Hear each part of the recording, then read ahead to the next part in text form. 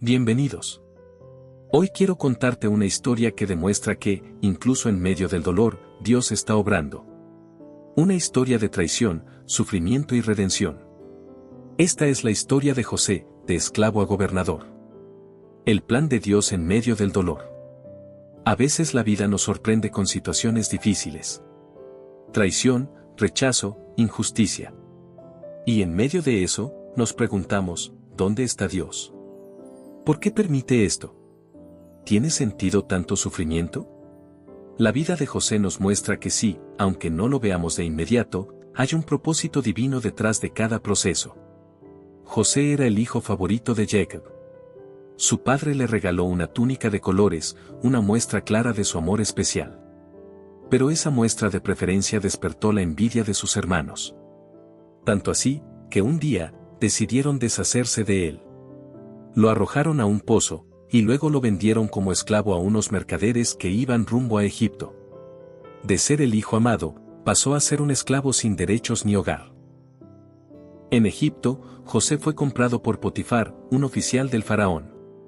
Aunque estaba lejos de casa y rodeado de dolor, José decidió ser fiel. Trabajó con integridad. Y Dios estaba con él. Todo lo que hacía, prosperaba. Potifar lo notó, y lo puso al frente de su casa. Pero la vida volvió a golpear. La esposa de Potifar intentó seducirlo. José se negó. Fue firme en su integridad. Y por eso, ella lo acusó falsamente. Potifar lo mandó a la cárcel.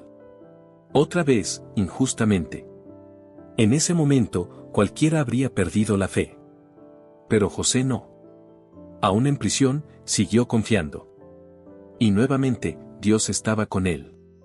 José fue puesto a cargo de los demás presos. Y allí, en lo más oscuro de su vida, ocurrió algo que cambiaría todo. Dos funcionarios del faraón fueron encarcelados, el panadero y el copero. Ambos tuvieron sueños, y José, con la sabiduría que Dios le daba, los interpretó correctamente. Uno de ellos, el copero, fue liberado y volvió al palacio. José le pidió que se acordara de él. Pero el copero se olvidó. Pasaron 2 años. 2 años de silencio. De espera. De injusticia. Pero también, de formación. Hasta que un día, el faraón tuvo un sueño que nadie podía interpretar. Fue entonces cuando el copero recordó a José. José fue llevado ante el faraón. Con humildad, reconoció que no él, sino Dios podía dar la interpretación. Y así lo hizo. Le explicó que vendrían 7 años de abundancia, seguidos por 7 años de hambre. Y propuso un plan para preparar al país. El faraón quedó tan impresionado que nombró a José gobernador de Egipto. En un instante, José pasó de la prisión al palacio. De esclavo, a la mano derecha del hombre más poderoso del mundo. Durante los años de abundancia, José almacenó alimento. Y cuando llegó el hambre, Egipto estaba preparado. La gente de otros países venía a buscar comida. Y entre ellos, llegaron sus hermanos. Aquellos que lo habían vendido. Ellos no lo reconocieron. Pero él sí. José tenía en sus manos la oportunidad perfecta para vengarse. Podía hacerlos pagar. Pero eligió el perdón. Eligió la misericordia. Eligió la gracia. Finalmente, se reveló ante ellos y les dijo, yo soy José, vuestro hermano, a quien vendisteis. Ellos se llenaron de miedo. Pero José respondió con una de las frases más poderosas de toda la Biblia. Ustedes pensaron hacerme mal, pero Dios lo encaminó para bien, para salvar la vida de muchos. Dios usó cada dolor, cada traición, cada lágrima, para llevar a José al lugar donde salvaría naciones. Dios no causó el mal, pero lo usó. Porque Dios nunca pierde el control. Aún en los momentos que parecen más oscuros, Él está escribiendo una historia más grande. Quizás hoy tú estás en un pozo. O en Egipto. O en una cárcel emocional, espiritual o financiera. Quizás no entiendes por qué estás pasando por lo que estás pasando.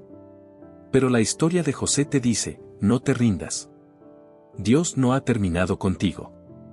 Él está formando tu carácter, alineando los tiempos, y preparando el escenario.